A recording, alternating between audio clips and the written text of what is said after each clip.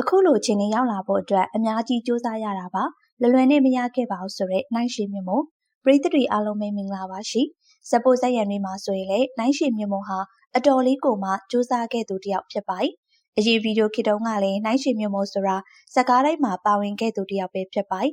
နိုင်ရှင်မြင့်မို့ကတော့အခုချိန်မှာတော့တကယ့်ကိုဒတိတ်ကျဲနာမည်ကြီးတူဖြစ်လာခဲ့ပြီပဲဖြစ်ပါတယ်နိုင်ရှင်မြင့်မို့ဟာဆိုရင်ဘဝအမျိုးမျိုးကိုကျင်လည်ခဲ့ရသူတစ်ယောက်ဖြစ်ပါတယ်အခုလိုနာမည်မကြီးခင်တုန်းကတော့သူမဟာအစဉ်ပြေနိုင်ဖို့အတွက်ဘဝကိုစူးစမ်းရုန်းကန်ခဲ့ရတာဖြစ်ပြီးသူမမှလည်းအခက်အခဲတွေအများကြီးကိုရင်ဆိုင်ခဲ့ရတာပဲဖြစ်ပါတယ်။သူမရဲ့အခက်အခဲတွေများစွာရှိကြောင်းနဲ့အနုပညာလောကမှာအနေခံရပူကြောင်းနဲ့သူမဟာဇာတ်ကားရိုက်ခဲ့ပူပါသေးရဲ့။အဲဒီတုန်းကလည်းအတော်လေးကိုနာမည်ကြီးသွားခဲ့တာဖြစ်ပါတယ်။မြန်မာအနုပညာလောကမှာဆိုရင်လည်းမြေနဲ့ရာလှန်ဆိုင်ဆိုသလိုမျိုးတွေရှိကြတာဖြစ်ပြီးအထူးသဖြင့်တော့ဇက်ပို့ဇက်ရံတွေဟာအမြဲတမ်းခံနေရတာဖြစ်ပါတယ်။နိုင်ရှင်မြင့်မို့ကလည်းအဲဒီလိုမျိုးခံခဲ့ရသူတစ်ယောက်ဖြစ်ပါတယ်။သူမအခုလိုအစဉ်ပြေလာတဲ့အချိန်မှာလည်းဝေဖန်တိုက်ခိုက်ခံရမှုတွေရှိခဲ့တာဖြစ်ပါတယ်။နိုင်ရှင်မြင့်မို့ကတော့ဝေဖန်ဖိနှိပ်မှုတွေကိုဂရုမစိုက်ပဲသူမဆွဲရှိရှိစူးစမ်းခဲ့တာကြောင့်လေအခုလိုအခြေအနေထိကိုရောက်ရှိလာခဲ့တာဖြစ်ပါတယ်။သူမဟာအခုလိုအစဉ်ပြေလာတာကလည်း၄-၅နှစ်သာရှိသေးကြောင်းပြောလာခဲ့ပါတယ်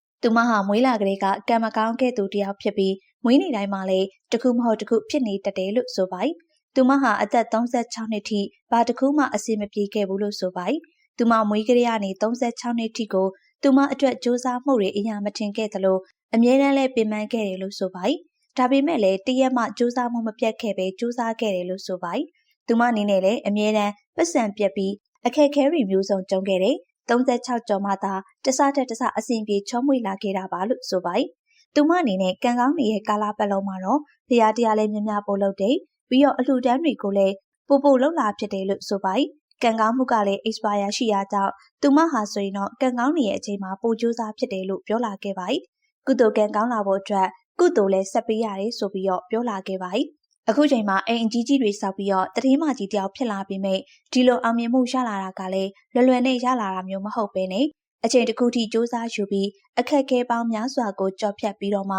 ရလာခဲ့တာပါလို့ဆိုပါတယ်။အခုနောက်ပိုင်းမှာတော့သူမဟာကောင်းတဲ့သူတွေနဲ့တွေ့ပြီးကောင်းတဲ့အရာတွေရလာခဲ့တယ်လို့ဆိုပါတယ်။သူမအနေနဲ့စိတ်ကောင်းကောင်းလေးထားပြီးကုသိုလ်ကောင်းမှုတွေလည်းများများလုပ်ဖြစ်တယ်လို့ဆိုပါတယ်။ဒီနောက်ပိုင်းတွေမှာတော့စူးစမ်းမှုတိုင်းအရာထင်ခဲ့သလိုသူမကိုချစ်တဲ့ခင်တဲ့သူတွေပေါ်လာသလိုပြီးကျင်ကန့်ကျင်တဲ့သူတွေလည်းများလာတယ်လို့ဆိုပါတယ်။နိုင်ရှင်မြင့်မို့ကတော့တကယ်ကိုမှအားကြဂုဏ်ယူရတဲ့အမျိုးသမီးတစ်ယောက်ဖြစ်ပါတယ်။သူမတုံညာဘွားကနေစပြီးစူးစမ်းခဲ့တာအခုဆိုရင်တော့အခြေအနေတစ်ခုထိကိုရောက်ရှိလာပြီပဲဖြစ်ပါတယ်။သူအနေနဲ့လည်းအောင်မြင်နေပြီဆိုပေမဲ့အခုချိန်ထိတော့အရန်ကိုအလုပ်ကြိုးစားနေရပါသေးရဲ့လို့ဆိုပါတယ်။စိတ်ကောင်းစေတနာကောင်းထားတဲ့အခါအဲ့ဒီကံကတစ်ချိန်ချိန်မှာအကျိုးပေးတယ်လို့ဆိုပါတယ်။အရင်ကလိုတော့မစွာတော့ဘူး40ကျော်ပြီဖြစ်တာကြောင့်တော်တော်လေးလည်းတည်ငြိမ်လာပြီလို့ဆိုပါတယ်။နိုင်ရှင်မြင့်မို့ကတော့သူမအနေနဲ့အများကြီးစူးစမ်းခဲ့လို့အပေမန်းခံခဲ့လို့အသီးပွင့်တွေကိုခန်းစားရကြောင်းပြောလာခဲ့ပါတယ်။ပရိသတ်တွေလည်းနိုင်ရှင်မြင့်မို့အတွက်အပိစကားလေးပြောပြသွားကြပါအောင်ရှင်။